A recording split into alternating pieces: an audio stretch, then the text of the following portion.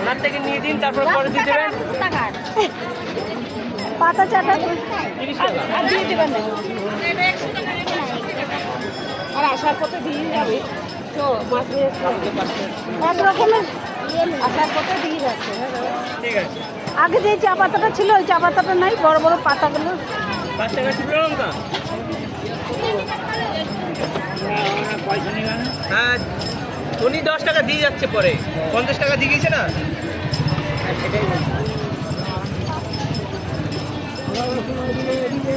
এই চাটা গন্ধ হবে ভালো। হ্যাঁ,